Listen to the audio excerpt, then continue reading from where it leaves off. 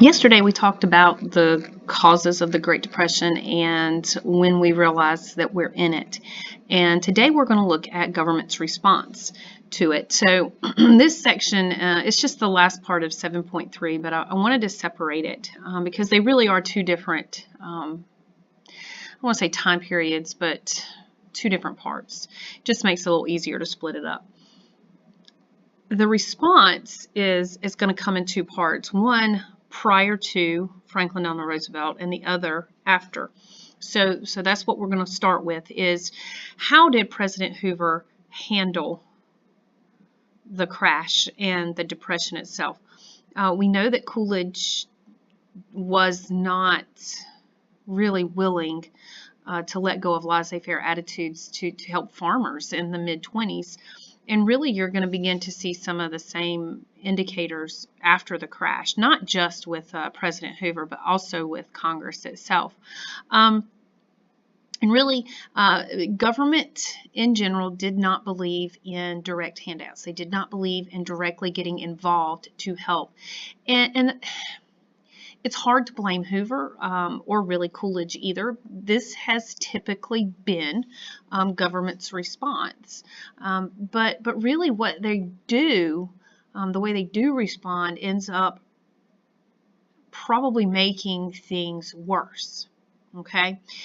In 1930, to protect our business, because our businesses are hurting, and really having this international competition is further depressing prices. So to protect American businesses, Congress is going to pass a tariff. It's going to be a pretty high tariff in 1930. And remember, we talked about tariffs as far back as Chapter 2.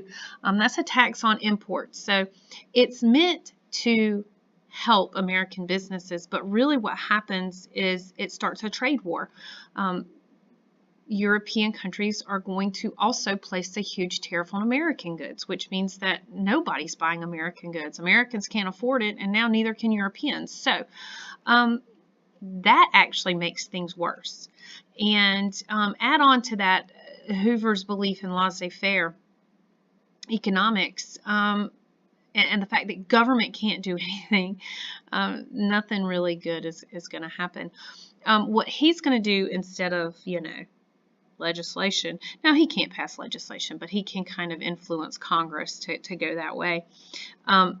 He's going to go directly to the businessmen, and he's going to ask them to maintain hours and wages. And sounds great. You got the president coming to you, hey, can you help us out? We need you. And what we need you to do is to not cut people's hours and to not cut people's wages. And again, it's not really possible to maintain if businesses aren't bringing in money. If they're not making a profit, you have to either lay people off or cut their hours and wages, and that's exactly what they had to do, and that's going to hurt Americans, and that's going to worsen it, because now even if you did get to keep your job, you're not working as much, you're not making as much money, and so you're not spending anything. And add to that the fear of what's coming next. Everybody's holding on to their money. They're just holding on. They're not letting go. He's also going to advocate rugged individualism. We can do it. Kind of bringing back our frontier past, and just kind of, tighten your belt and move on. Be confident. Be confident in the economy. Be confident in the United States. Prosperity is just around the corner. And it sounds good. If we would have had CNN, Fox News, the constant news cycle we do, we would call this a great soundbite.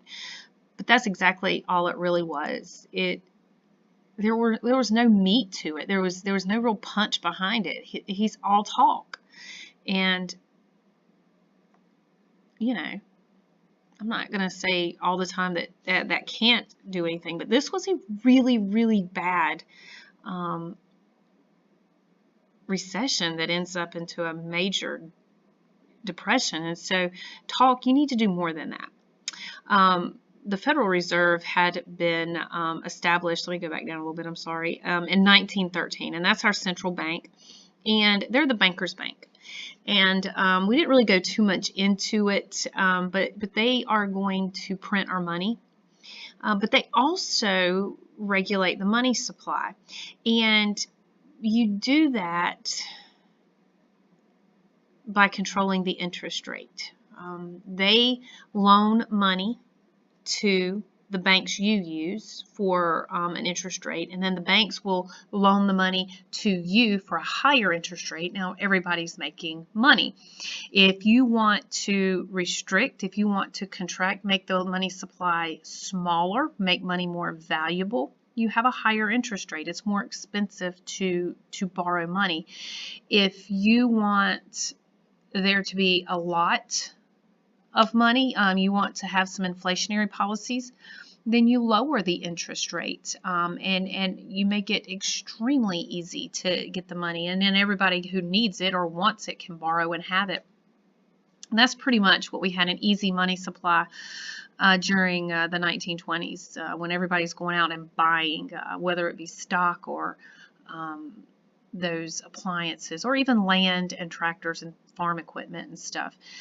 So, you know, and it makes sense too to be able to have that loose money supply, because businesses, beyond what people are buying with some of that, businesses are able to expand. They're able to buy new technology, hire workers, and these workers are the ones who buy the products too.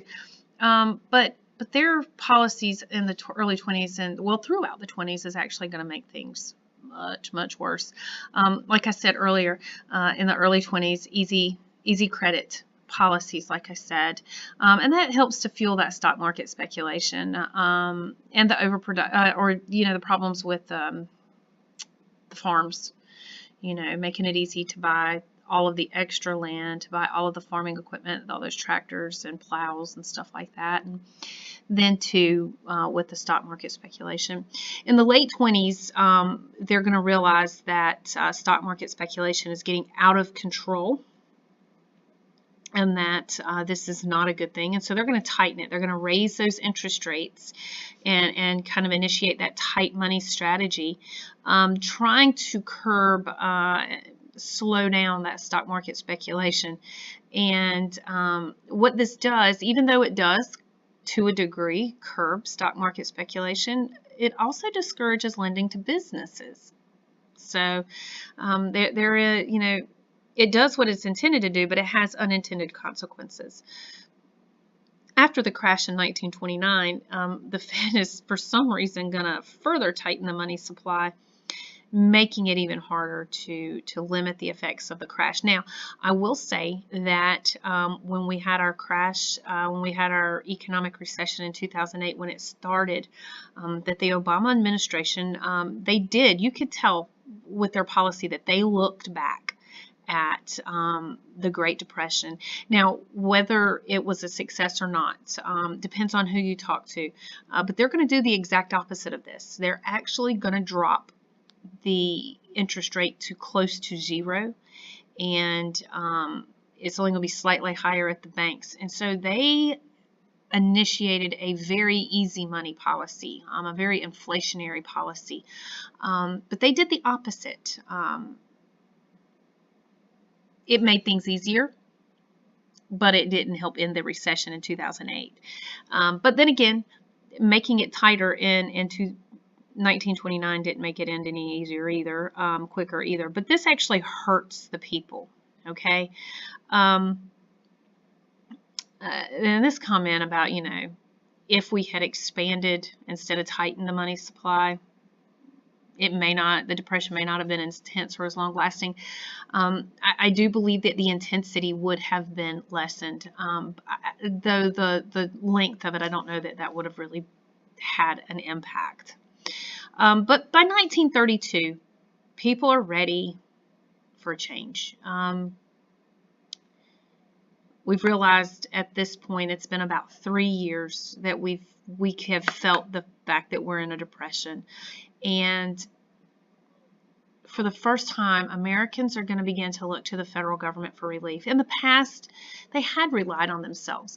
And if they couldn't answer it, then they looked to local charities or no further than the state. But now, because this is so widespread and it is so big and it is so hard, for the first time, they're going to look to the federal government for relief. And Hoover had been unable to do much. He tried. He tried work projects like the Hoover Dam.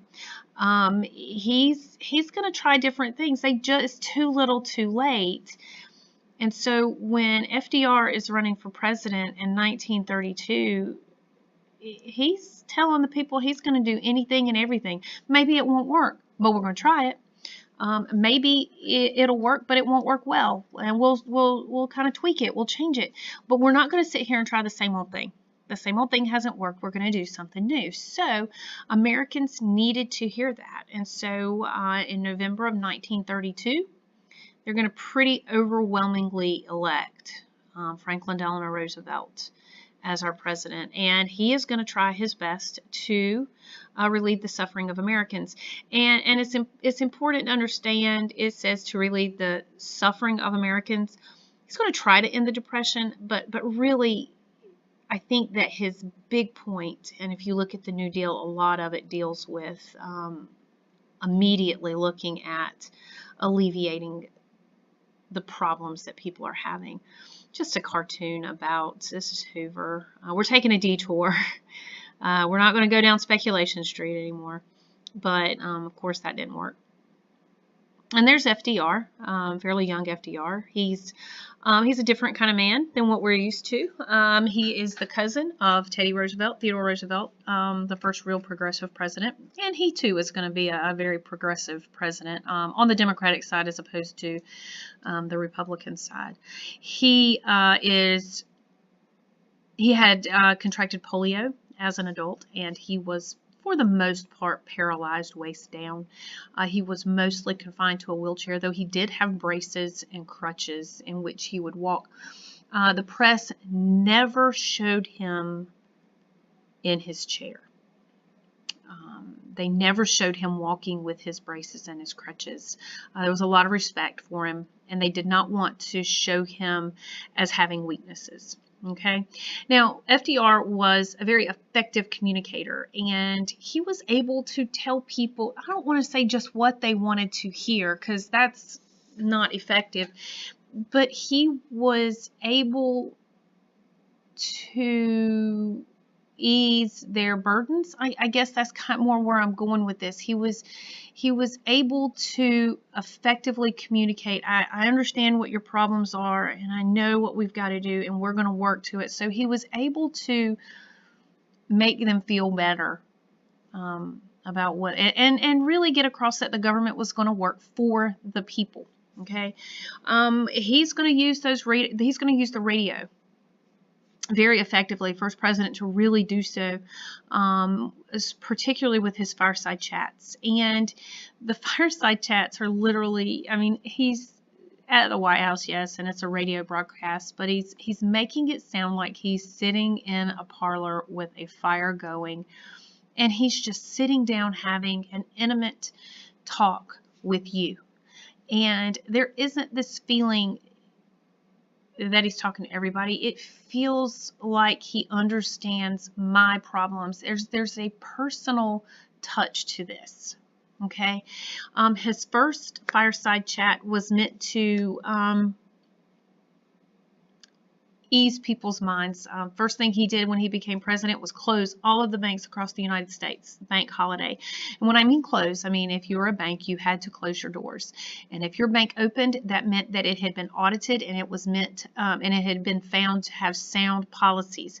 But if it didn't, it had to fix itself or basically go out of business. But you know, at this point, so many people had lost their savings, and they have very little confidence in the banks. So he's going to use that first fireside chat to kind of reinstill confidence in banks. He's going to tell them, hey, don't be afraid. Put your money in the bank.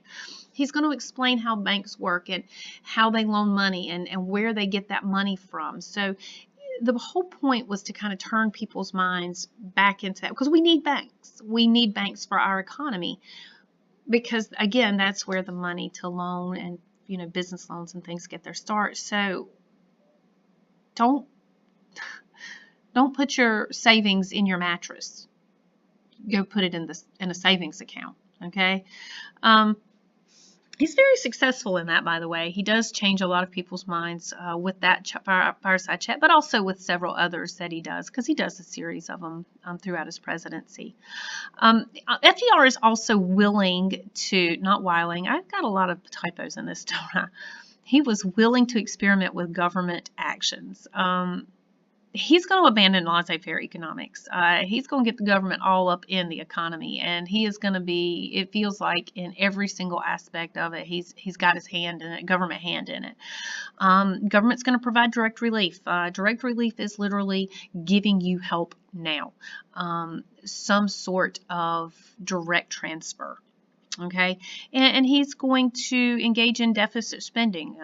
That means, by the way, spending money you don't have. To get the economy moving in the right direction. And governments love deficit spending. Okay, you know, even Alexander Hamilton loved some good deficit spending way back in chapter 2. I've got here some of the alphabet soup of the New Deal. Okay, these are all New Deal legislation. This is all New Deal legislation. I'm not going to go into great detail on this, but these are the ones that you really need to know. And really, you need to know kind of in a general sense. Most of the questions are going to kind of put them together and say, overall, what did these do? What was their purpose? Okay. The CCC is the Civilian Conservation Corps, and it's just going to give employment to unmarried men, young men. And they're going to work in national parks. They're going to install electric lines. They're going to build fire towers, plant new trees. Essentially, kind of, it's like maybe a grown-up Boy Scouts is the way I always look at it. And they live in barracks.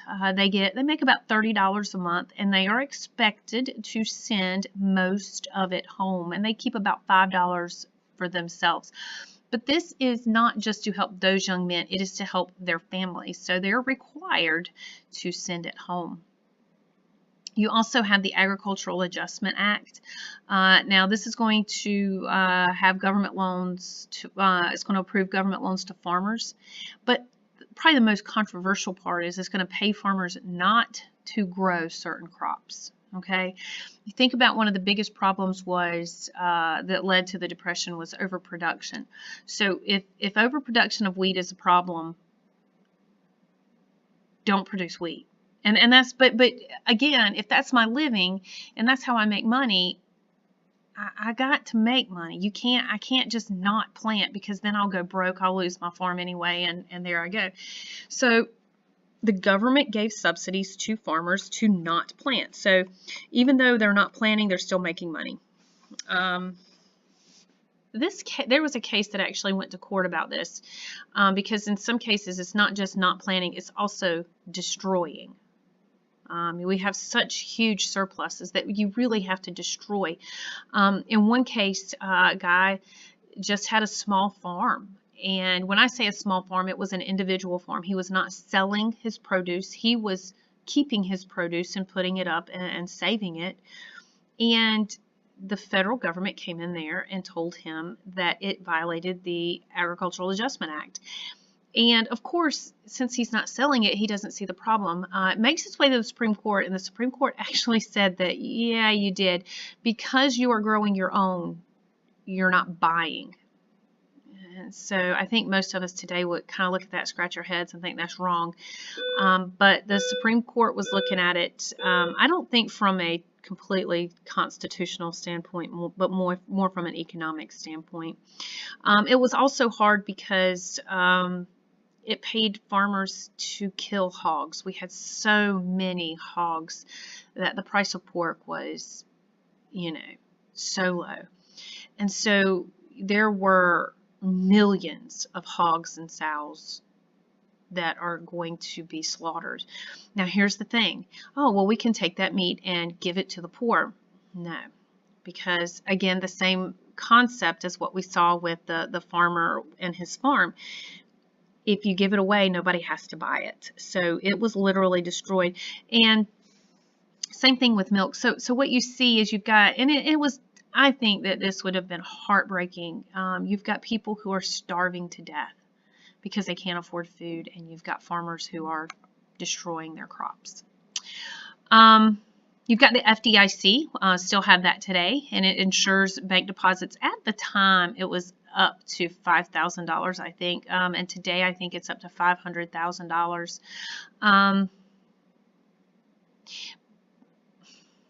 And I could be wrong. I'm sitting there getting confused right now on it. But anyway, if you have money in the bank and the bank goes kaput, then up to a certain point, your money, you can get it back. You're not guaranteed anything over that upper limit. Okay. Now, this is meant to kind of instill that confidence, reinstill that confidence in the bank. Oh, you're not going to lose it if the bank goes bad. So, but we do still have this today. The TVA is the Tennessee Valley Authority, and they're going to build hydroelectric dams. Now, this is throughout the South, and the South was particularly poor. Again, still seeing a lot of that post-Civil War depression there going on, and they're just poor. They don't have power like other parts of the country do because of their isolation in so many cases. They're still mostly agricultural and so kind of spread out. But we're going to put these hydroelectric dams down there, throughout the Tennessee Valley area, and it's going to help bring cheap electricity to parts of the South, again, particularly in Appalachia. And this is also going to help the Appalachian region prosper because it's going to provide jobs, lot of jobs. They're building dams, then they've got to maintain, and then, just the jobs created with the TVA was amazing. TVA, by the way, still exists today too. Probably one that we're most familiar with is the Social Security Act in 1935. This was part of the Second New Deal. But this is going to establish retirement income for all workers once they reach 65. Now, this was kind of one of those cushions when the Depression hit and people lost their savings, and there's no jobs. You have particularly the elderly and the disabled who have no safety net, and this is meant to provide that. Okay, I said that the TVA existed. It doesn't. I don't know why I thought it did. It's okay. But they talk today sometimes about changing that age. It's still 65. 67 is, I think, what mine's supposed to be, but they had talked at one time about moving up to 69. Had a lot of pushback on that. We won't talk about what our life expectancy is today. Think about how many people you know who've lived to be in their 90s. Well, if they retire at 65, that's a lot of time to live off the government. And there's a lot of people who want this change. I don't think very many people today want to get rid of this, but they would like to see it reformed. I don't know whether that will happen. I don't even know if that's a good idea, but that's kind of where a lot of people go with that. And finally, you have the NRA, not the gun group, but the National Recovery Administration. And it was to stimulate business recovery through fair practice business codes. And so you have a minimum wage part of this, but it does allow for a lower minimum wage for women. So you do see some problems and the way women and men are treated differently here, but also the way African Americans are treated. We'll talk about that in a minute. Was the New Deal popular? Yes. Yes, it was. Was it popular? Did everyone love it? No. You have those who criticize it on the right. Those are those conservatives. We talked about conservative versus liberal when we talked earlier this chapter. And then you have those who love it. That would be the left, but also feel like it could do more. So criticism comes from both sides. The left, those liberals, it could go further. It could do more. It could give out more money. It could have more programs. It could get more involved in the economy. And then the right says it goes too far. It's too expensive. It's too involved in the economy. There are too many regulations. And believe it or not, a lot of these are the same arguments that the right and left have today. Not necessarily, of course, about the New Deal, but about government programs or government in general. Now, the Supreme Court at the time had more conservative justices than liberal ones, so it had a very conservative bent at the time. And they're going to rule on several New Deal laws, and they're going to rule against it. They're going to rule parts of them unconstitutional. And FDR is unhappy about that. And there's some talk about how do we fix that? How do we change the Supreme Court? And so he came up with a court packing scheme. And what his point was that, you know, a lot of those justices were really, really, really old. I think most of them were like over 70. And that makes sense. It's a lifetime appointment, and you have to be pretty established in the law anyway before you are appointed. And so you tend to be a little older if you're on the Supreme Court. So his idea and the way to fix it, because he's liberal, so he's going to choose liberal justices, that he would add 3 new justices. So we would go from 9 to 12. Okay.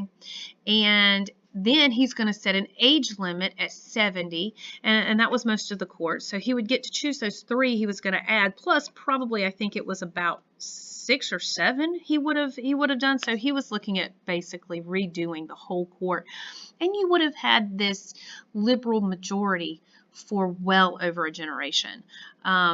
So no more anti-New Deal decisions for the court. I will say that this failed miserably, probably one of the biggest failures that he had in regards to his policies. Most Americans, regardless of whether they were right or left, did not support the court packing scheme. And if you think that that's also another thing that's come back today, you know, looking at the fact that until Trump's presidency, it had it was kind of, it's even, but there's like 1 vote difference, which today, since Kavanaugh was chosen and appointed, gives it a slightly more conservative balance than it had. How did Americans respond, or how did it help Americans in general? Well, the labor movement loved the New Deal.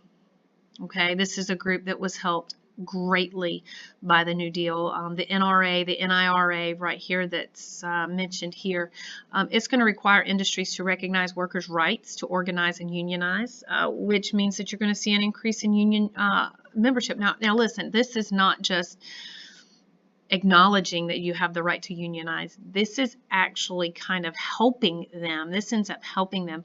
And you have the Wagner Act causes business to basically mandates, businesses to comply even further with federal guidelines regarding unions. So it's not just that government is going to side with labor. Government is going to help labor organize. Okay, so because of this, you begin to see labor unions becoming consistent supporters of the Democratic Party, and they typically have huge support among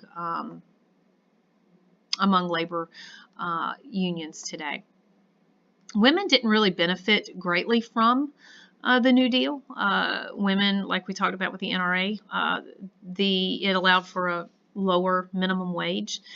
And most women who worked as domestic helpers. They were maids, or they worked in jobs where they didn't really have work for big corporations and things like that. So it didn't really do much to regulate women's work. And that meant that there were not,